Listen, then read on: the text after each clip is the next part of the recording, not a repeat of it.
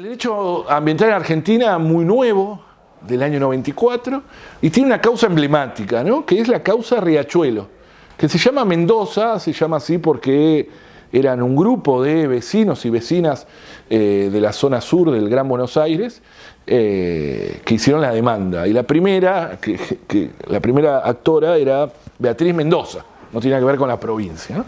La causa Mendoza es una causa emblemática, una causa que la Corte toma para poder mostrar algunos lineamientos que existían, sobre todo de su presidente Lorenzetti, que escribe sobre derecho ambiental hace mucho tiempo.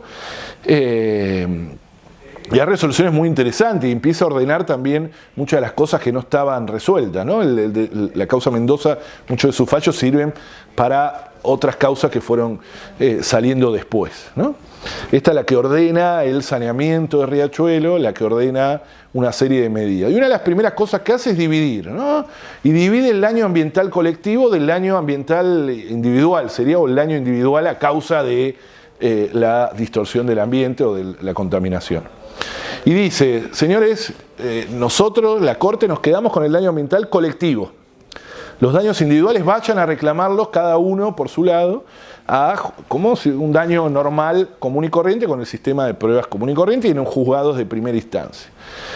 Se queda también con el tema de la recomposición del ambiente, uno de los temas más complejos, porque ordena recomponer el ambiente en el Riachuelo y esa ejecución de sentencia ya tiene 10 años.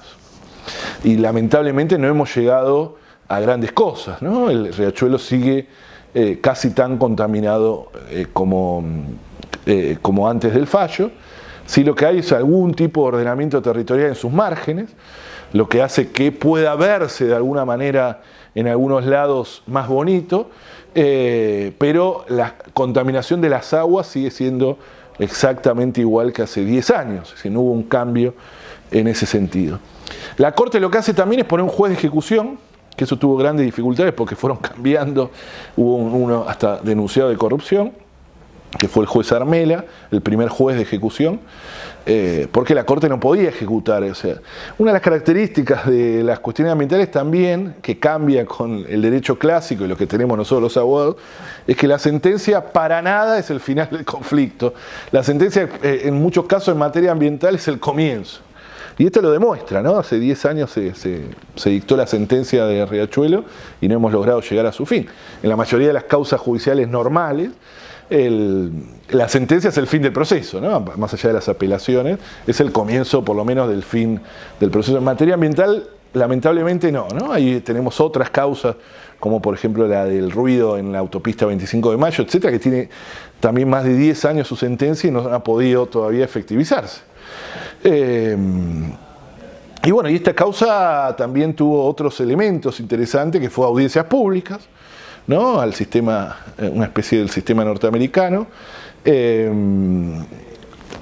Abrió la participación como terceros interesados de ONGs que venían siguiendo el conflicto, ¿no? Y lo llamaron como una especie de cuerpo colegiado, que tenían un rol en el proceso, digo, tenían porque ahora lo siguen teniendo ellas, pero con la justicia no poniéndolos en el rol que merecerían. Bueno, y la cosa que venimos hasta ahora con esta causa, que ha marcado muchas cosas, pero también ha dejado muchas cosas en incertidumbre. Una de las cosas que reclamaban los actores de esta causa era el tema de la recomposición del daño ambiental colectivo ya producido. Y en la demanda ponían, por ejemplo, la obligación a los demandados de, por ejemplo, hacer escuelas u hospitales en la cuenca, ¿no? Como una forma de resarcir el daño ambiental colectivo, buscarle alguna vuelta de tuerca en ese sentido. Bueno, eso la Corte jamás lo resolvió. Lo ha dejado como una especie de, como en el olvido, y la verdad que eso sería interesante que lo resuelva la Corte, porque es algo que nos cuesta mucho que los jueces de primera instancia comprendan de que existe un daño ambiental colectivo que debe tener resarcimiento, ¿no? De alguna manera.